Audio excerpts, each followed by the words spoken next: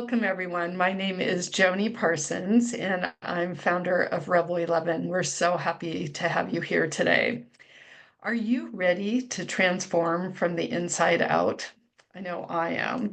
We have all gone through challenging times. There's no question about it. It's part of the human existence, whether it's been for a short period or an extended one. As I was getting ready for this interview, I reflected back on an extended period of time where I lost myself over a 10-year period. I was taking care of my mom who had dementia, and as an only child, it was really, really hard. And I lost myself. I lost my true self during that time. Whatever it is, there's a point in life where you wake up one morning and you know you need to get back to center, back to your best self. And I wish I had had a toolkit like the ReSoul Revolution to get me there. Today, I'm thrilled to be joined by Rachel Salzberg, leadership coach, speaker, and CEO of Faucet Coaching. She's also the author of this powerful new book. Rachel brings a grounded, soulful perspective to personal transformation. She offers a roadmap to break mental barriers, find inner alignment, and connect with our inner truth. Whether you're navigating a new chapter, seeking more meaning, or simply carving out a deeper connection to yourself, I'm so glad you're here, and I know you will love Rachel's story and her new book. Welcome, Rachel. Thank you. Thank you so much. I'm super honored to be here. I am so happy to have you. So, will you tell us, Rachel, what inspired the ReSoul Revolution and a little bit about your story? Sure. Yeah. I look at the ReSoul Revolution as really a lifelong journey for me. And kind of starting at a young age, um, I really wanted to understand what it meant to be happy. And I looked at being happy as an outside thing. And I grew up in a family with a very volatile father, narcissistic father. And so I kind of learned to kind of navigate, people please, seek approval, and really giving up my own needs. And at at a young age, feeling like my soul was dying.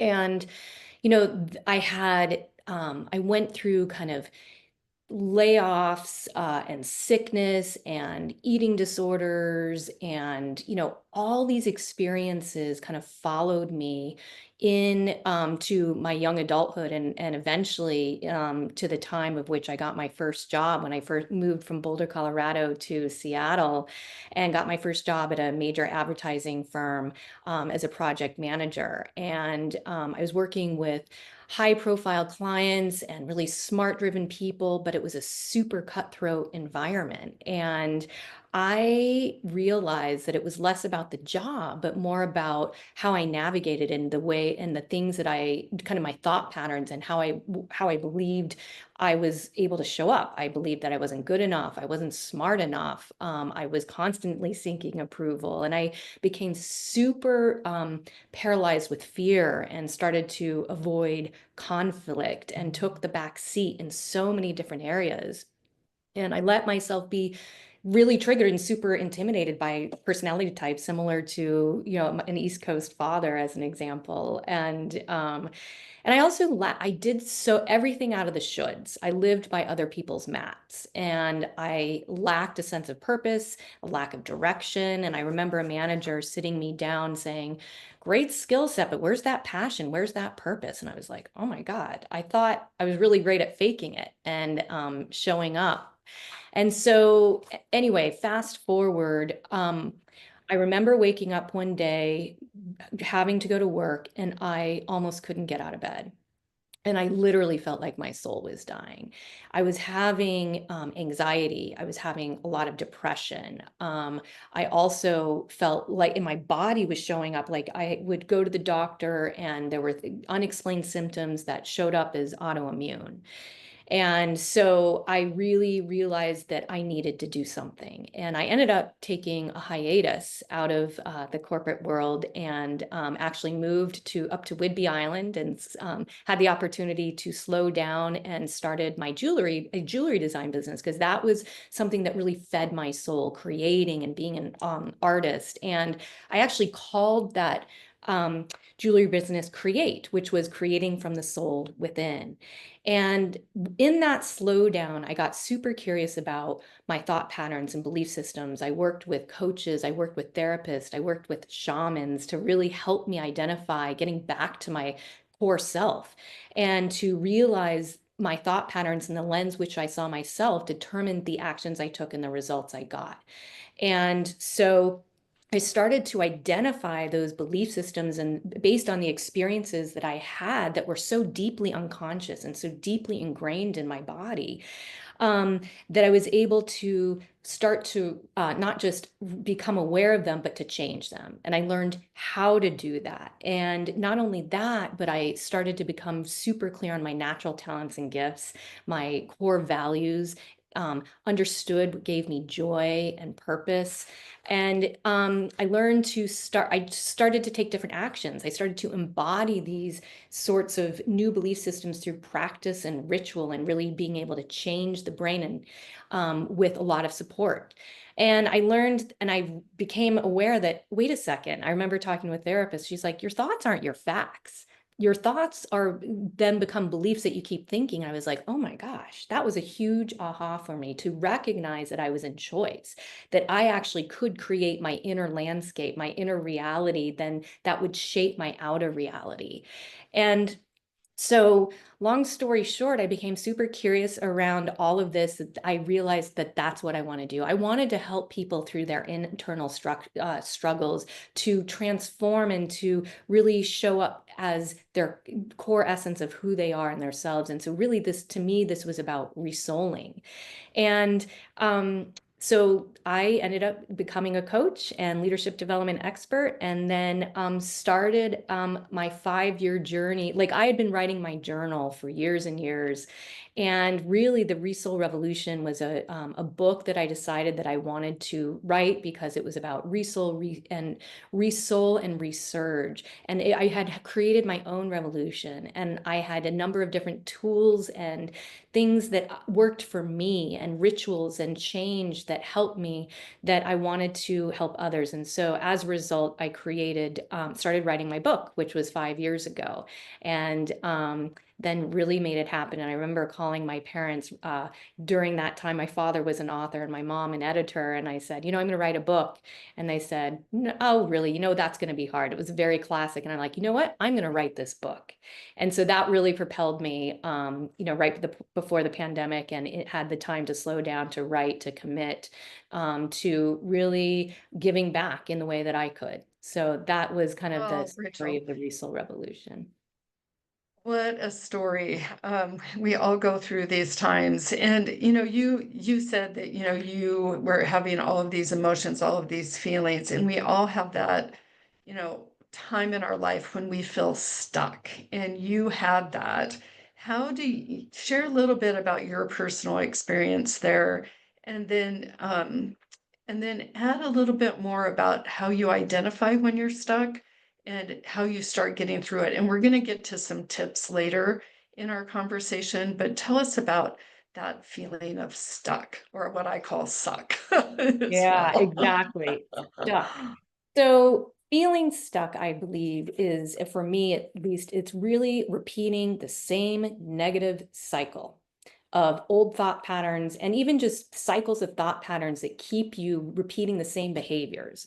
And so if you're not getting the results you want, then generally you're stuck in a pretty unconscious cycle.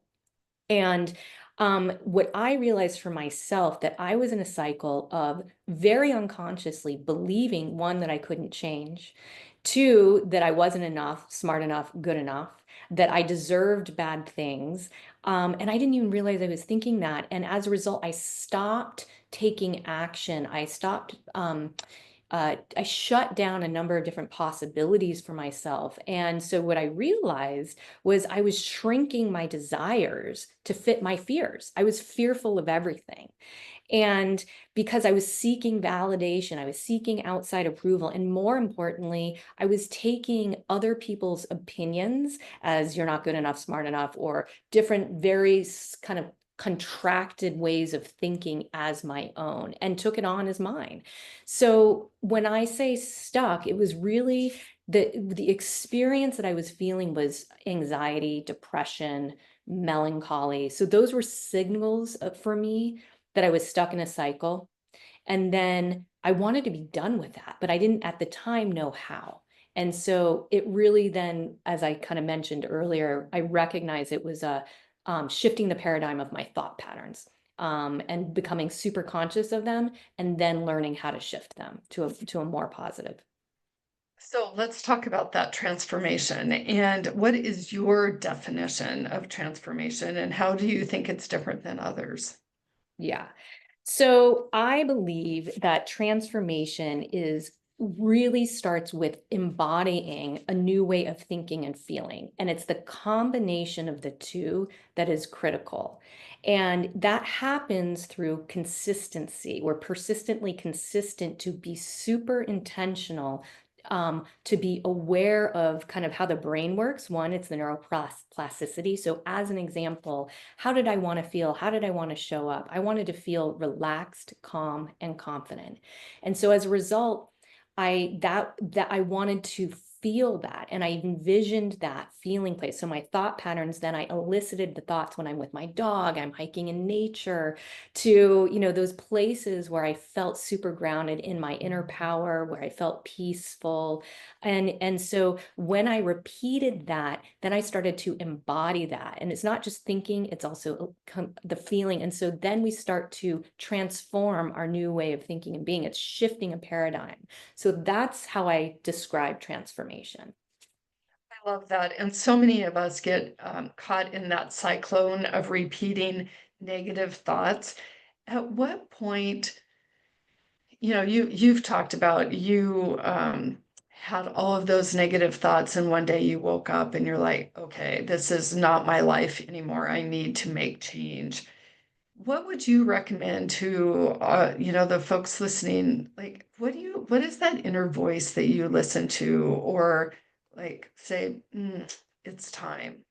At what point do you wake up and say, I need change? Yeah. Because it can It's go on for a long time. absolutely years.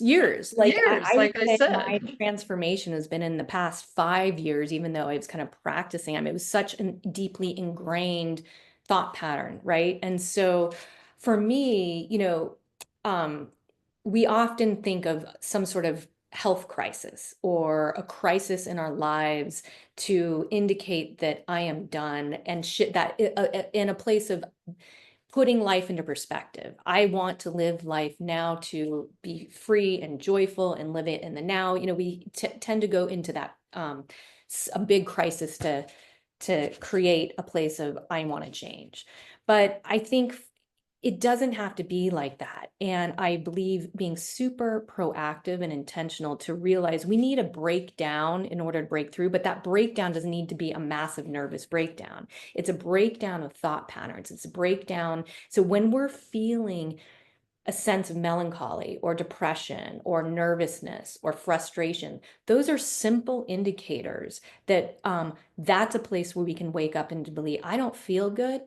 And so that's an opportunity for change. And it's neither good or bad. It's just the opportunity as a signal to make a change and then become conscious.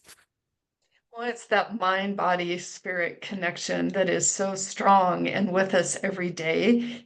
But it's our opportunity to listen to it. Would you say Absolutely. that's accurate? Absolutely. And so in the book, I talk about this idea of body, emotion, and language. It's the Bell model. Each can be used as an entry point to indicate an opportunity to change. So it's actually super simple if we think about if I'm feeling good, okay, what is it that I'm thinking behind that? And what's happening in my body? And then if I'm feeling badly, anything kind of negative, then what am I thinking behind that? It's an opportunity to stop and think about and be aware of what you're saying so you can shift it. So then it shifts the language in your mind, it shifts the feeling in your body, and then it impacts your nervous system positively or negatively. So change is challenging for a lot of people, even if it's positive change, because we get so comfortable with who we are and how we do it. If you're feeling disconnected or fearful, what suggestions do you have for moving through that discomfort? Yeah, no, that's a really good question.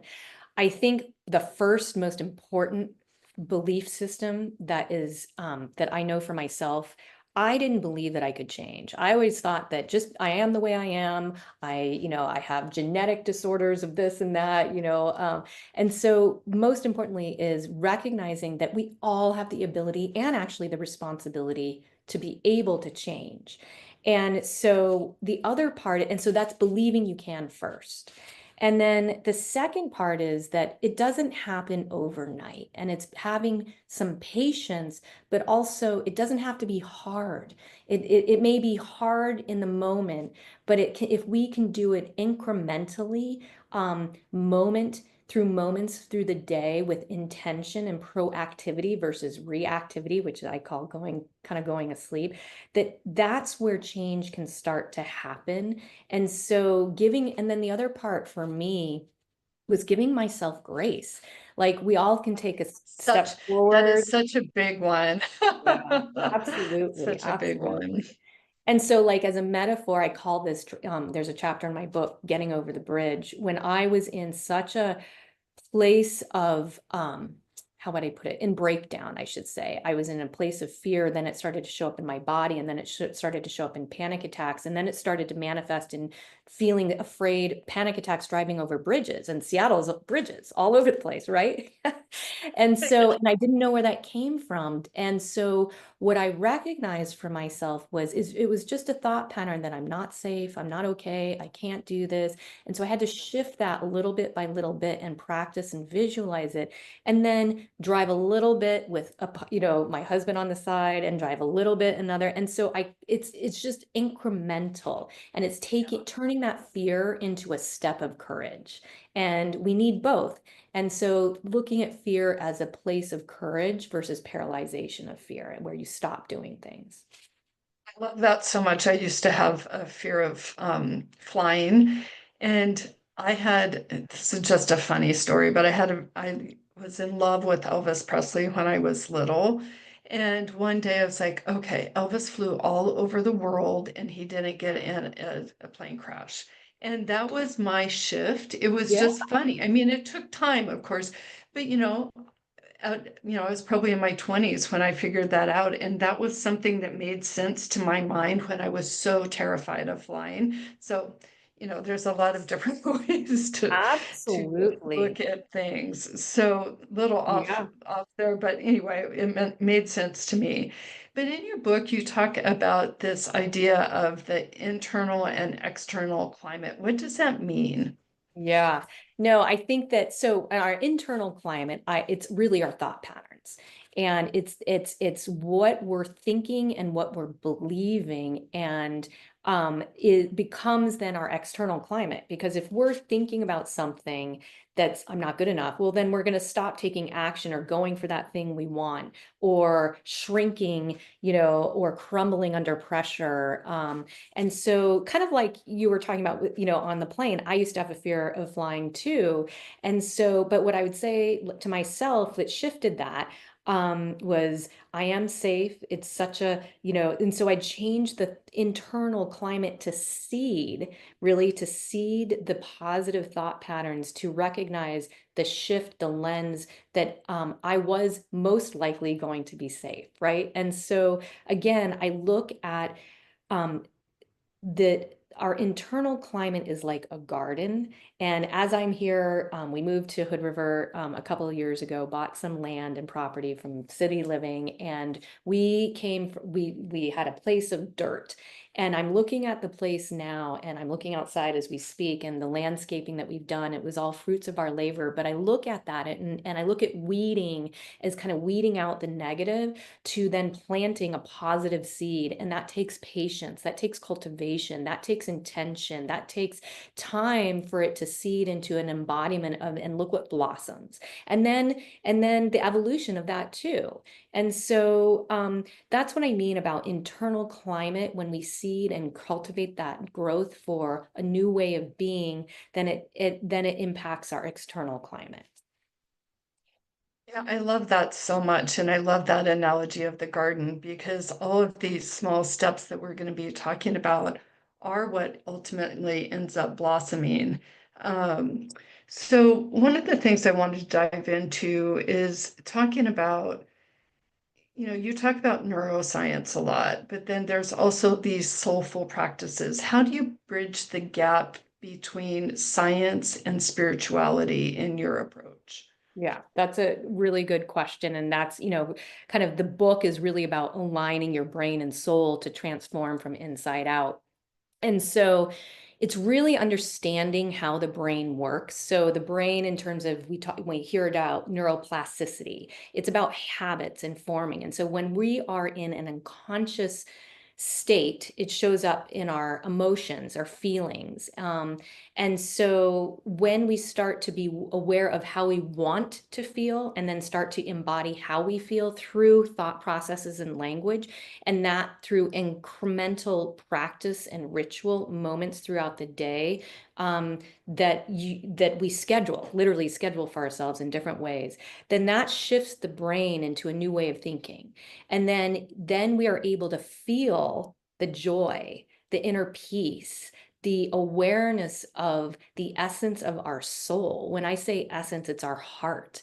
And it's combining this brain and this heart to be able to be our best and highest versions of ourselves. And it's really cultivating it, the soul and the brain, when working together, then impact our bodies, right? Our nervous systems, our health, our vibrance.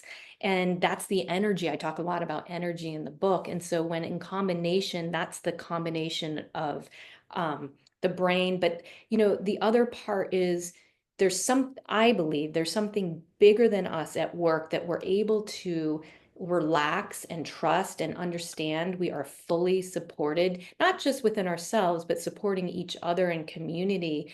And so then we have this kind of soul transformation. I look at it as like resouling our shoe, right? Your favorite shoe, getting back to yourself. And so that's kind of this idea of where I came up with ReSoul as well. It's like resouling our own selves, and how do we do that? It's using our brain in combination with the true essence of who we are. And one of the lines that you use quite a bit is change happens when we stop forgetting. And I think that's a really good description of just getting back to our true self, our true essence. And as you said, like the person you are when you're feeling energetic and powerful. And how else would you describe that Yeah, feeling no, of that's getting back? a great question.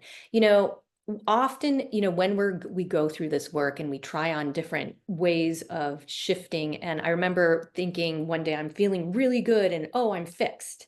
And then, 2 days later, I'm reverted back It's like, into my oh, negative cycle. And we all do that. We're human, we right? all It do that. depends on our fit, what's happening in our environment and political climate, whatever, right? It's, but it really, when independent of those times of chaos, which that's life, and things coming at us, that we are able to be more grounded and centered.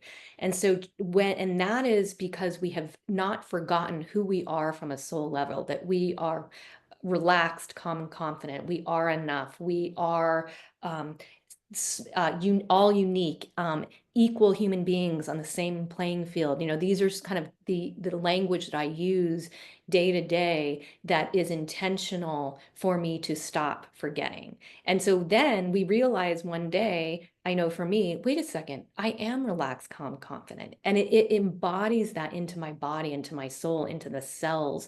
And so change happens when we stop forgetting who we are as the essence of who we are from the soul. I love that.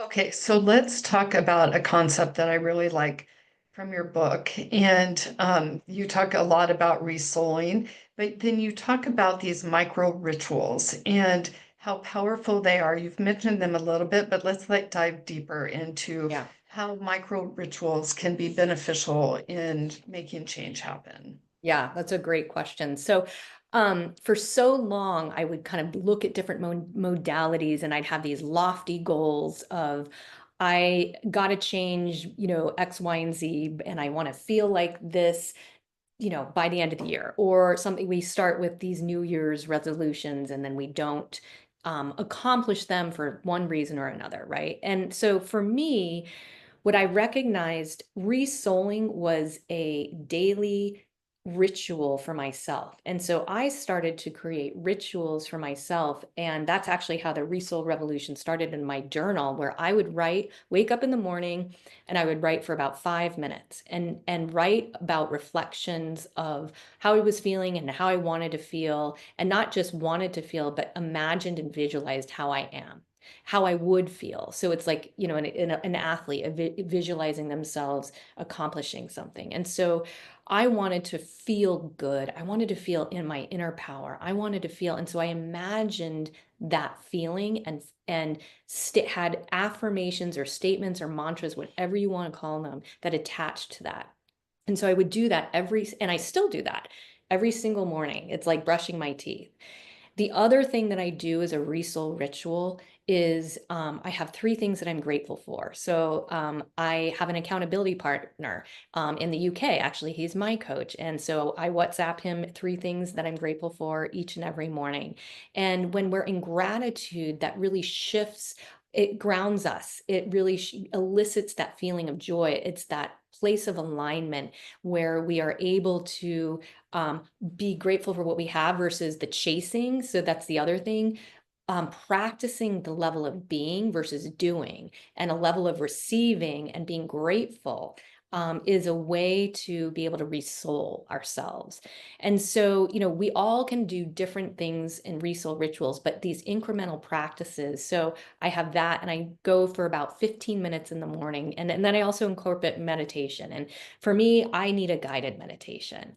My mind, it races. And so I have a few people that I listen to. And so through that, I created my own ritual and discipline with intention in the morning. And then I call this stop, pause, and reflect. I have an alarm on my phone, a little sticky note on my computer, but really understood what kinds of rituals would make a shift. And so those are my ReSoul rituals, and everybody is unique to them, but these are kind of some tried and true tools for myself.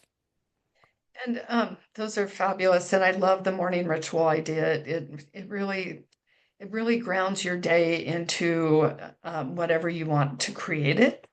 And so you also talk about how individuals can elevate their vibration and foster centeredness through what you call resurging. Will you explain that? Yeah. So resurging, I was thinking, like, when I was writing this book, I wanted to resoul, but then when I was resouled, I felt like this resurge of energy. I felt confident. I felt that excitement. I felt joy, but I also felt a sense of groundedness and inner peace. And when we think of energy and we think of high energy, it doesn't have to be this kind of frenzied high, like really big emotion. It actually is a high vibration of emotion, is this very sense of inner peace and groundedness. And so this idea of resurging was when I realized that I had choice in my thought patterns. I was able to shift and embody them differently. I noticed that feeling in my body shift my emotion, which elevated my energy. So our thoughts, right, our thinking create feelings, which create chemicals in our body, which shift our energy. And so when I was able to shift my energy, I was able to think more clearly into a place of, what are my core values? What are the things that give me joy? What is my purpose in this life, my day to day? So for me, it's being a catalyst for transformation to help people through those internal struggles. And so when I was able to combine the thought patterns and the values and the purpose, and creating from the soul within, doing things that gave me joy, then I had this resurgence. it's like this rebirth, this rising up. So that's how I combine the two, and I describe the resurging feeling. Not so much. And it is about shifting your reality, and it's a new way of thinking. And thoughts, I love this concept, but thoughts become things, Yeah, and thoughts become your reality. So, in shifting that new way of thinking, and you can show up in a different way in your life. absolutely. Absolutely. Yeah. Yep. Oh, I just love that so much. So I love your message about with all the answers that are within. We don't need counselors, healers, shamans. You did all that, but you realized that this feeling of coming back to yourself and being gentle with yourself gave you more insight and ability to change just Yes. through what you already knew yourself. Yes. And, to add on to that, we don't have to go it alone. And so I believe that community is key, support is key, but it's being super discerning around, like, we talk about this idea of vibration and energy, that when you surround yourself with people, when you feel rich, where you feel lifted up, you feel excited and connected when you're with them, and set boundaries around situations and things and people, that when you leave the situation, that's my measure, you feel kind of drained and exhausted. And so it's also part of surrounding yourself with the community. And do you have, 3 to 5 tips that you can share with us that will help us like stay in that place of knowing our inner wisdom? Yeah, no, I really believe that if we all recognize that we have the ability and the responsibility to shape and cultivate our inner landscape, then that gives us such a sense of freedom, and that we are in choice, and that our thoughts are not facts. And so that's one thing, and that we can shape and create the life we desire, truly. And the mother part is like, all we need to start is just being curious, just a little bit of curiosity and willingness to be open to shifting a paradigm, that we can break down a cycle to break through and rise up. And we're never done. We're always evolving, right? We're always evolving. And so I would say, to any degree possible, is to get clarity on what you want and what you desire in your life. What are your values? What gives you joy? And to stop and reflect. So part of the ReSoul Revolution, part of my journal, part of my ReSoul rituals was doing exactly that, that giving yourself time and opportunity for that reflection. Um, yeah, so that's, I think that we're all on the same playing field, right? So refrain from judging others in that capacity, so that giving each other grace and giving yourself grace, and that day to day, we always are in choice, moment by moment. If we wake up one day feeling awful, we actually can start it and shift that energy quickly, the more we practice it. Well, that is just so good to know. We definitely forget that. I know I do. I'll just own that myself that, there's some mornings you just wake up and it's like, oh, something happened the night before or at work, and or you're anticipating something and you're in this mindset, but to understand that you can shift it and you have that power at any point in your day is the most beautiful gift that we can give ourselves. It's not always, a snap of the fingers, but it is the looking inward and saying, oh, I have a choice right here. I can make a choice to be grumpy or positive and look at this with a new perspective. Absolutely.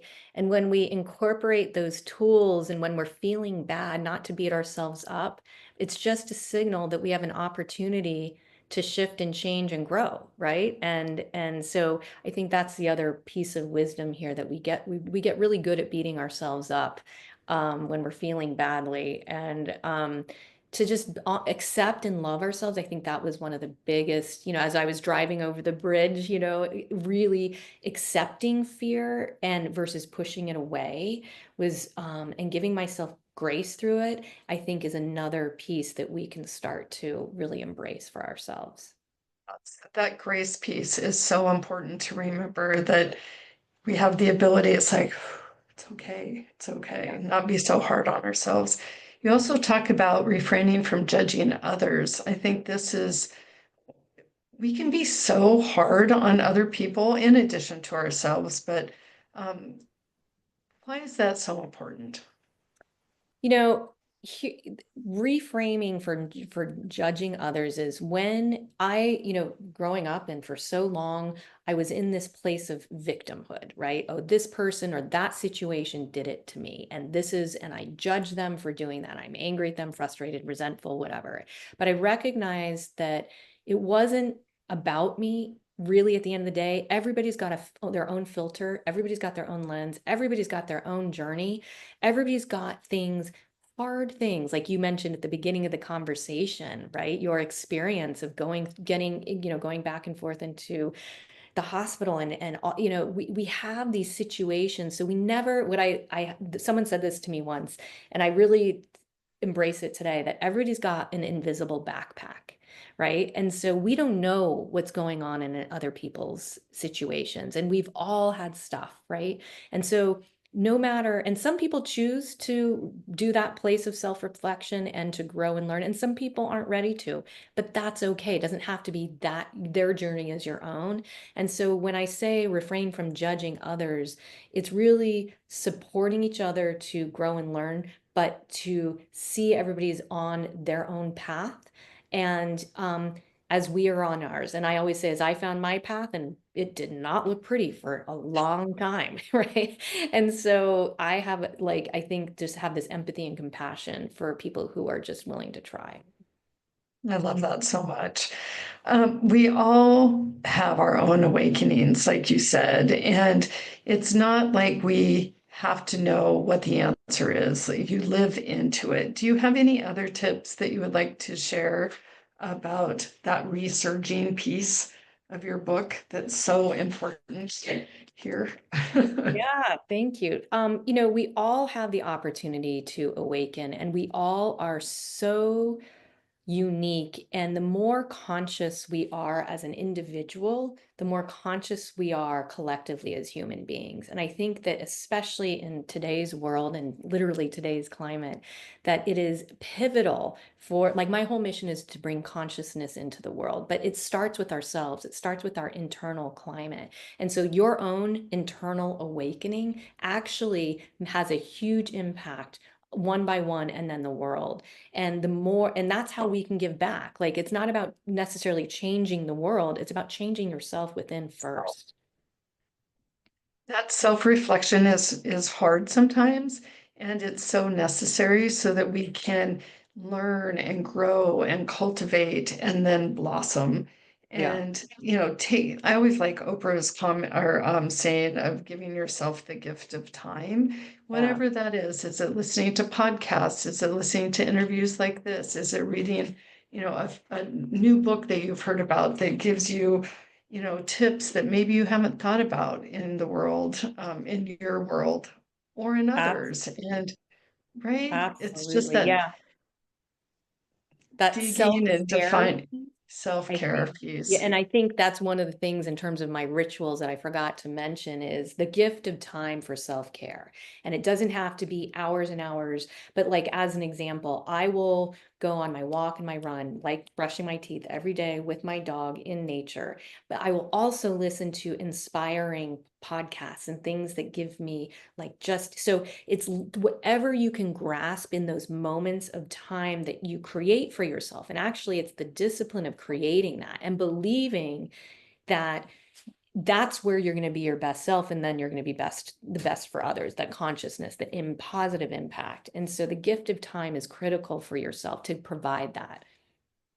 So glad we talked about self-care. It's something we forget and put on the Yes. back burner and then put everybody else in front of it, and our dogs and our partners and our kids. And but if we don't take care of ourselves first and foremost, we can't be there for our laundry list of everything else that is happening in life and to us. And Yeah. it's just so important. So thank you for that.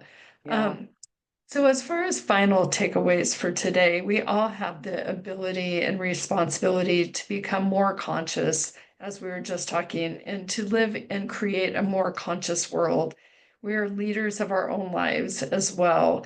You talk about unlocking your inner power by revealing and reframing our thoughts, which we've talked about quite a bit in this conversation. Um, Anything else to add as final takeaways regarding that?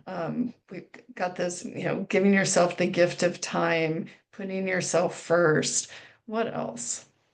Yeah, I think that, in the book, I talk about kind of this idea of three parts, right? And getting the three parts together. So, first, it's really the final takeaway is like it starts within. And we all have the ability to kind of reset our energy. And that's by aligning our body, mind, and soul to raise our energy, right? And we start to embody that through practice. And then we have the ability to resurge and take inspired action. And so there's a difference between fear-based action or action that is out of a should to an inspired action, which is driven through a place of centeredness and groundedness. So we've broken through those mental barriers to be able to allow ourselves the feeling of inspiration and joy. And that's another way that we can create impact in the world. And then it's so, we're all such unique beings that we all have such unique purpose and unique values and natural talents and gifts, and that the world needs all of it. And so be you.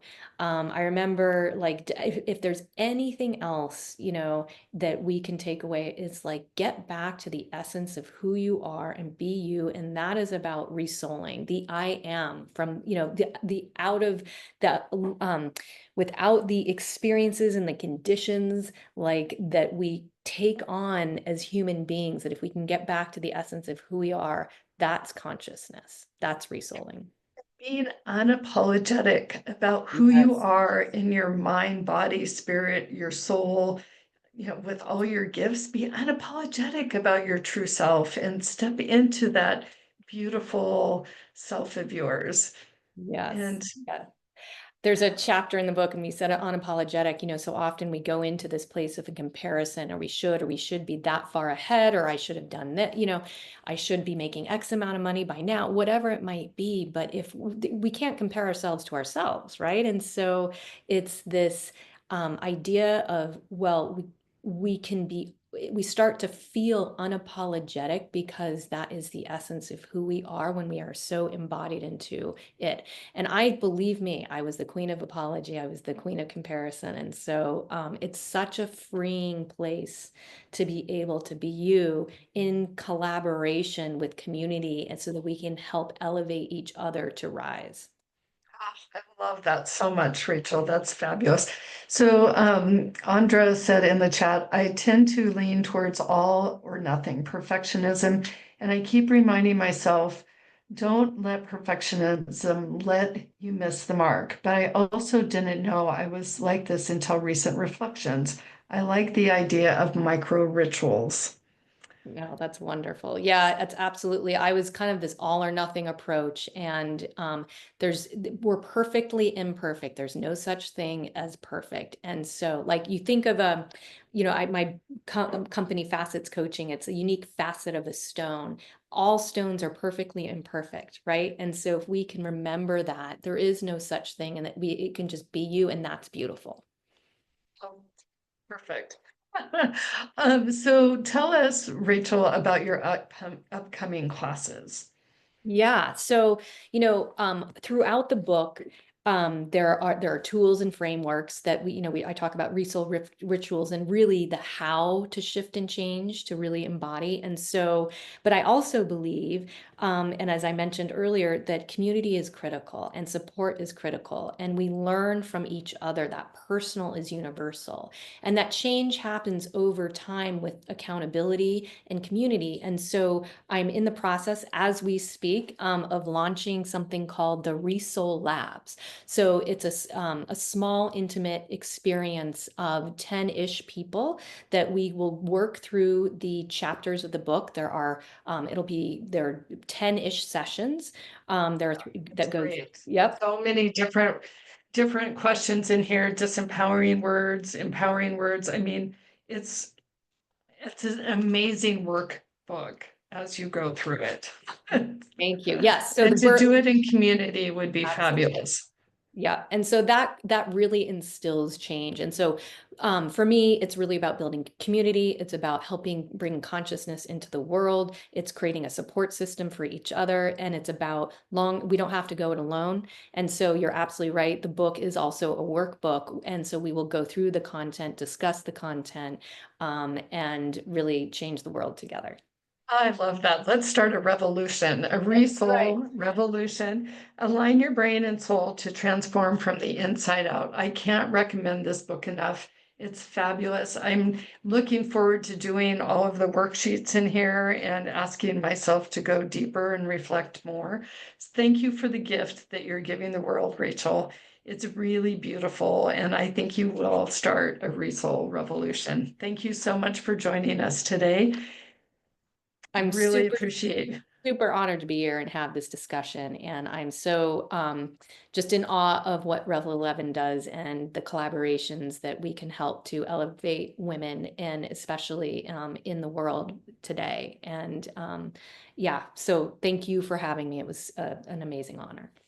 Oh, thank you so much. And for everyone else, we'll look forward to seeing you at events here in Seattle, more online, and global events to Portugal and Turkey upcoming. We appreciate you being here. For more information, you can go to revel11.com. See you very soon. Rachel, thank you again. And for everyone else, have a great rest of your week.